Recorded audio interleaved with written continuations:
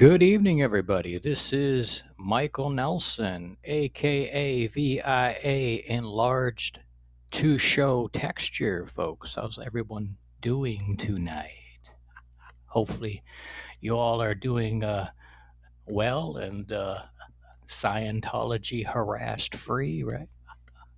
So, we're going to get into our A Billion Years book, and we're doing half-hour segments, hence the time on the screen. I don't know if you can see it, but I can see it on my screen. A half hour. After about 25 minutes or so, we'll go over what we have just read and what we think about it.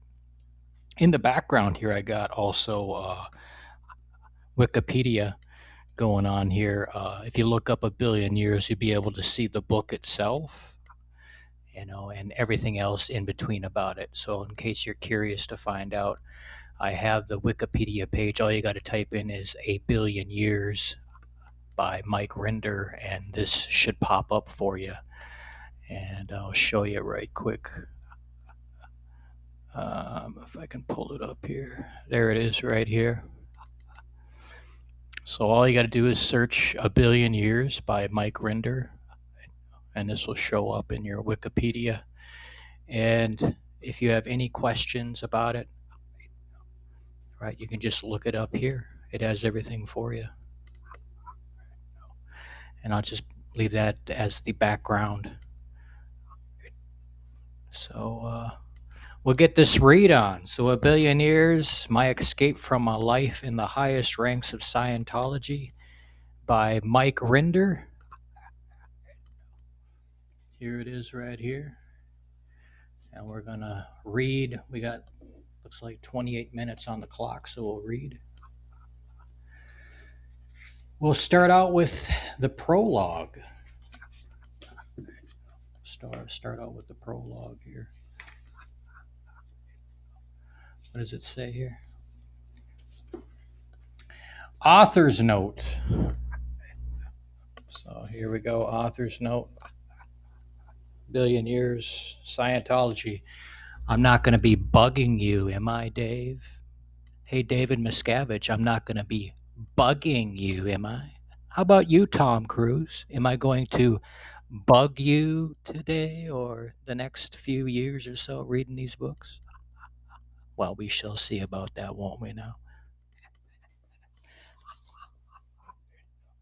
All right, author's note. This is my recollection of my life. With the passage of so many years, it is, of course, possible that I have some facts wrong. I may misremember some small details, being in Paris in December 1982, when in fact it was February of 1983, for example. But this is of little consequence to my life story.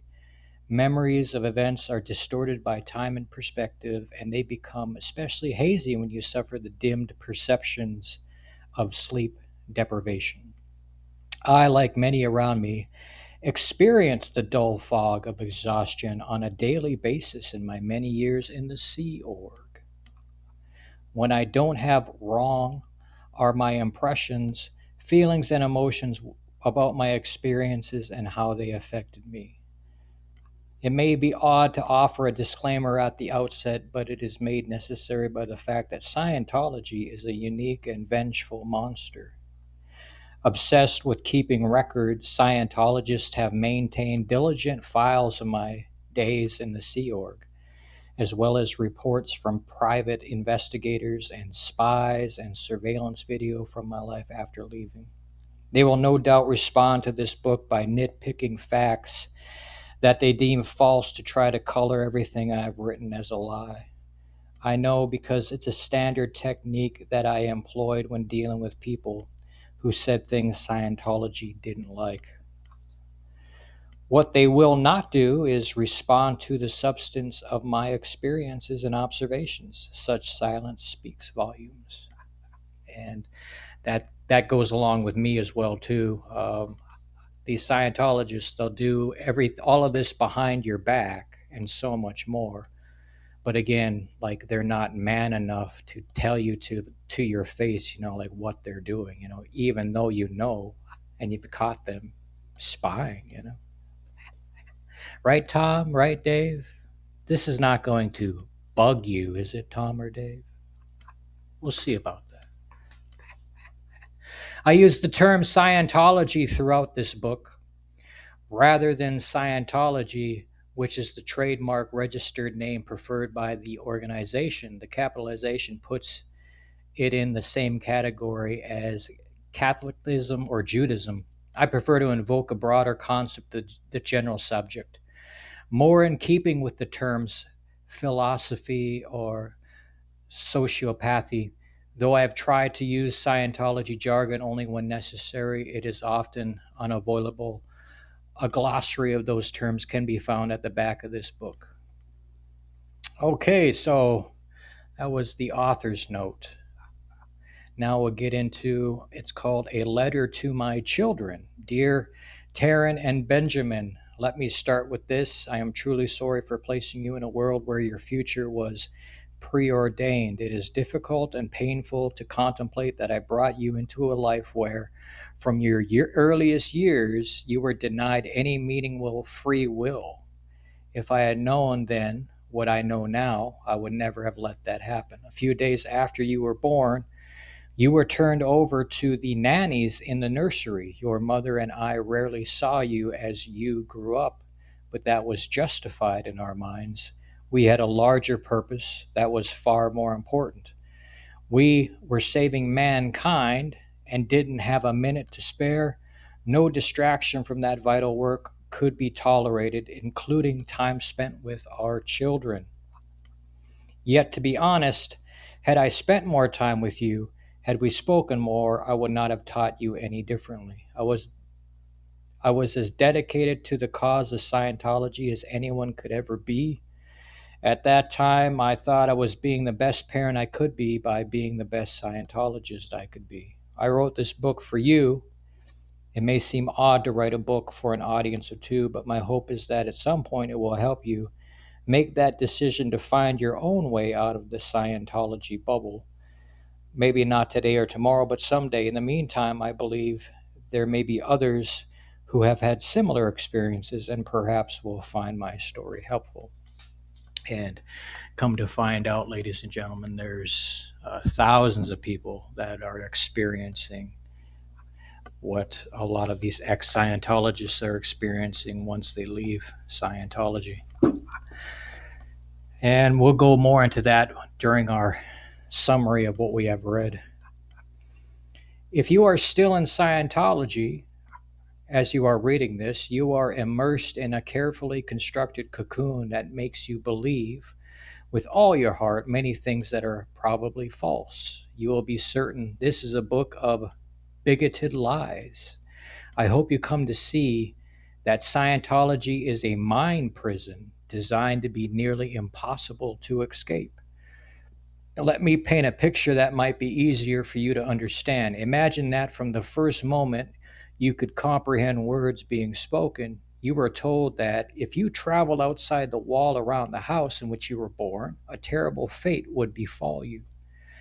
And that if anyone beyond that wall tried to tell you there was nothing to be afraid of on the other side, they were an agent of evil, simply trying to trick you into falling into their clutches, where you would die a horrible death and live in darkness for eternity.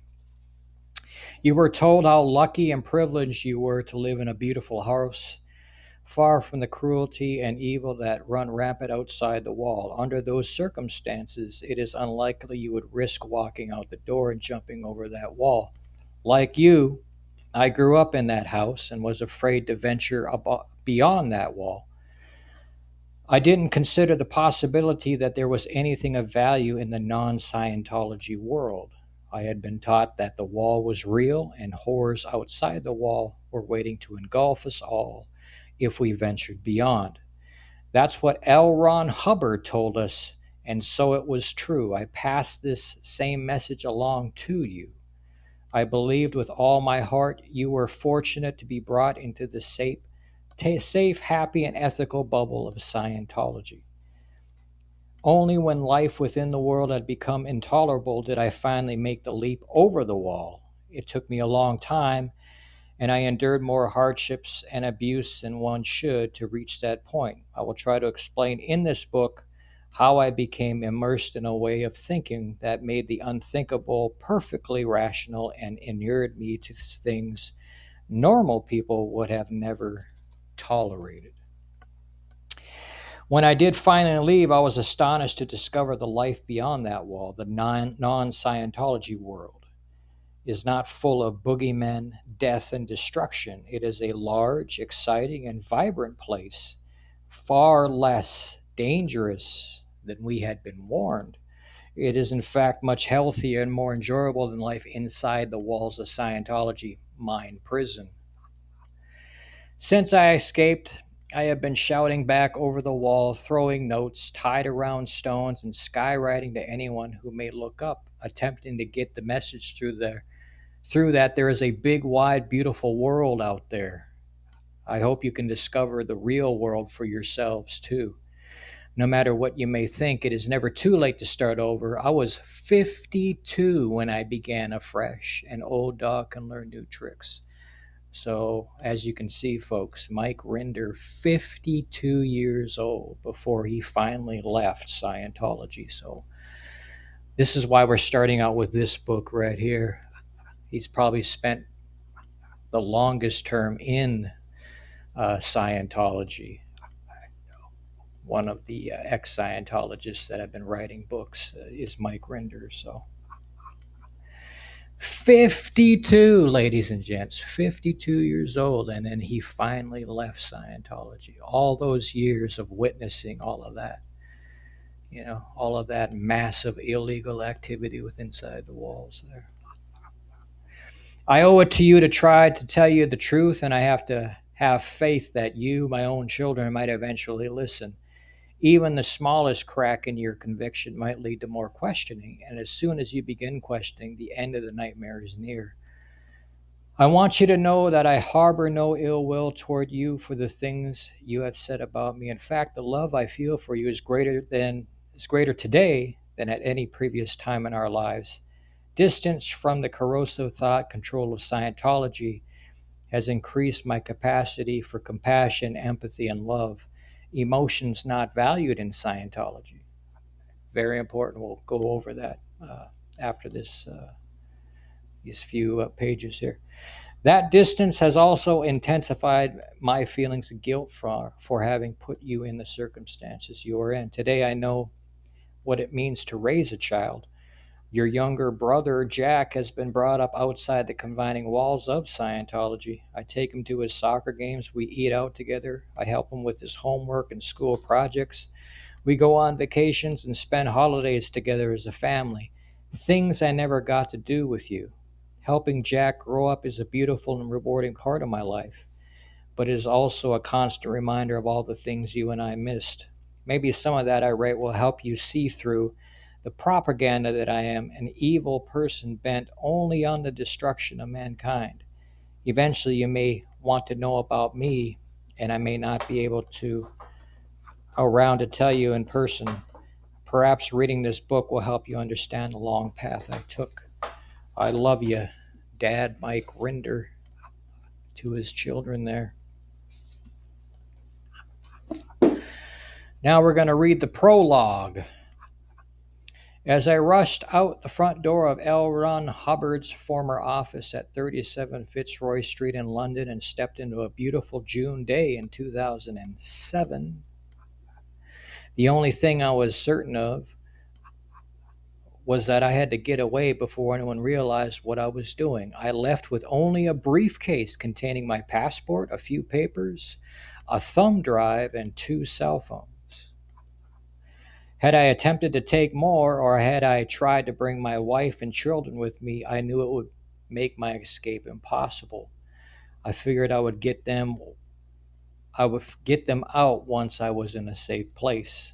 I headed toward the nearby Warren Street tube station.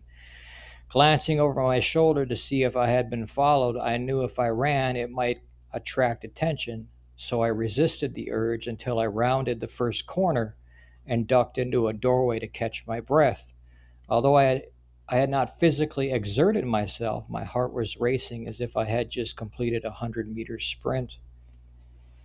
I waited 30 seconds, saw no one, and stepped back onto the street, now walking faster, still acutely aware of my surroundings. I tried to maintain the appearance of a regular Londoner hurrying to the tube rather than a juvenile or rather than a fugitive.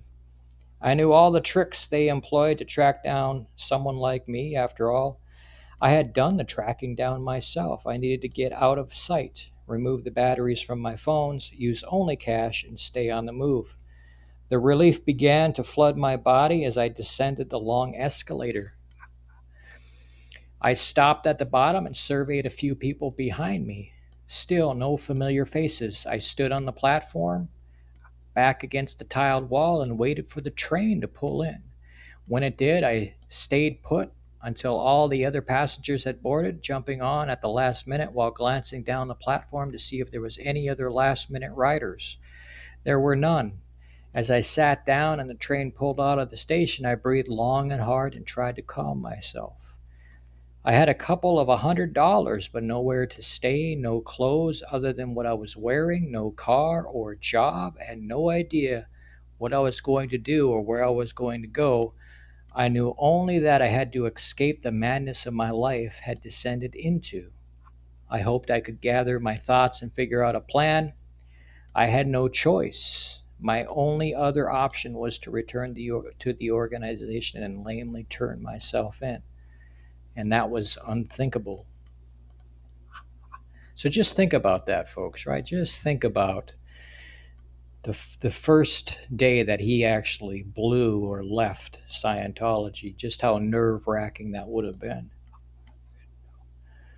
Um, I had reached a point where anything was better than the life I was living. I could no longer tolerate the mental and physical stress that had been mounting after years inside the highest echelon of Scientology's international hierarchy.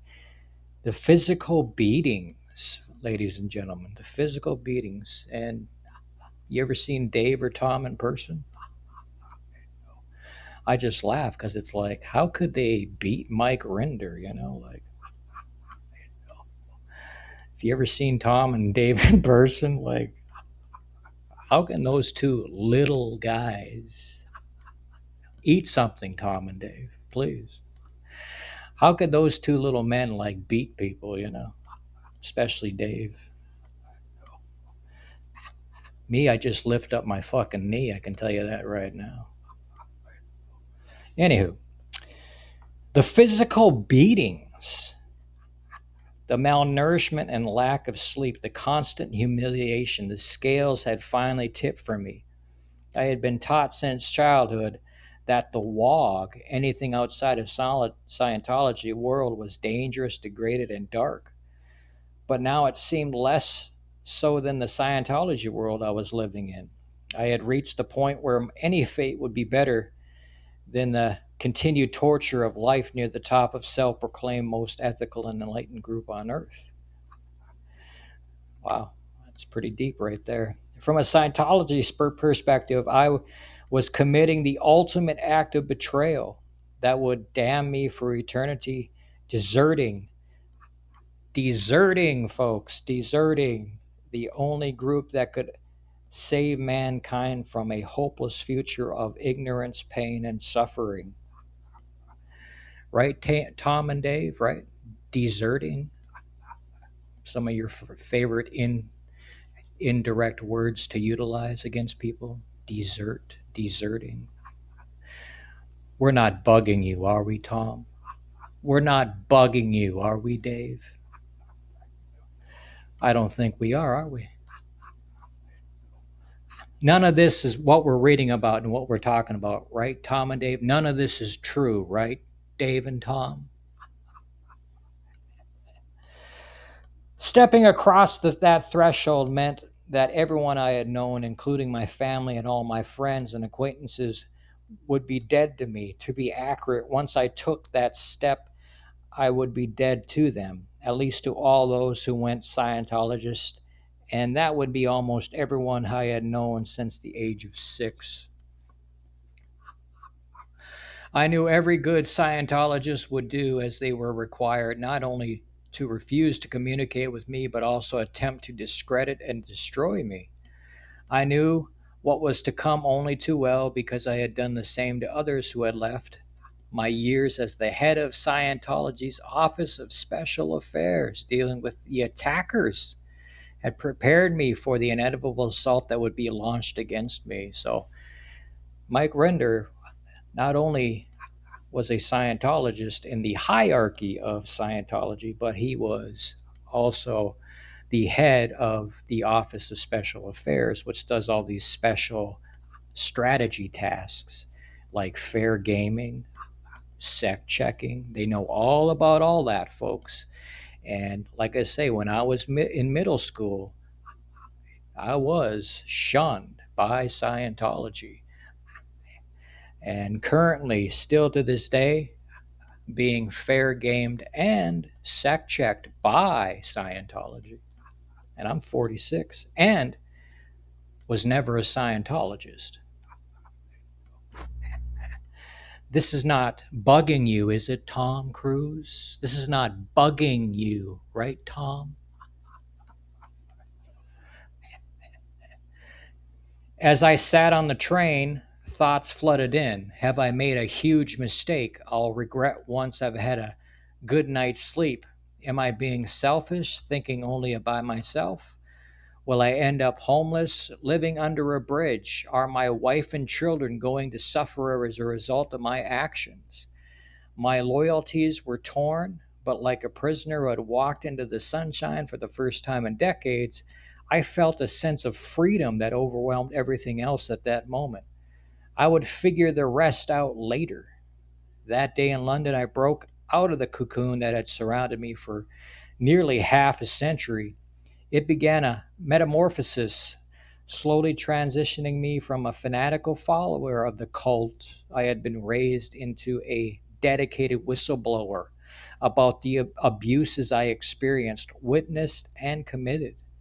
I had taken the first steps on a journey to undo everything I had learned in a lifetime of Scientology. All right, so we'll just cut it off there because that was the prologue and a few other things. We'll get into chapter 1 on the next reading. So I'll put my bookmark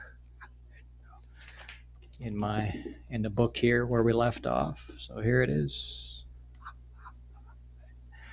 So what do you guys think, huh? What do you guys think? Do you see where I'm coming from? So this really puts Scientology on its heels because how can they deny any of this, right? How can they stand in front of the camera and say all of these ex-Scientologists are lying? How can they, right?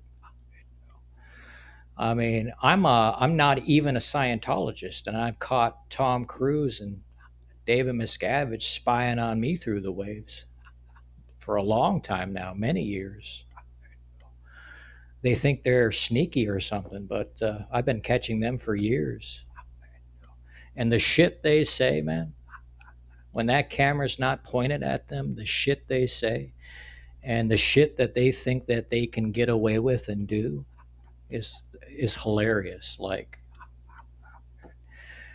takes one day, Tom Cruise. It takes one day, David Miscavige, and I'm sure you guys were told that. Just takes one day to show everybody what Scientology is really all about. Instead, we're doing these little phases, I guess, huh? But that's good because we can hear from all kinds of different ex-Scientologists. We can hear from all kinds of different ex-Scientologists, their eyewitness experiences, their books, right? Their movies, their stories.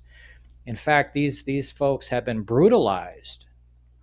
I hope you folks understand this. These folks have been absolutely brutalized, to say the least. brainwashed. They know nothing else, right? They don't know what the real world is really like.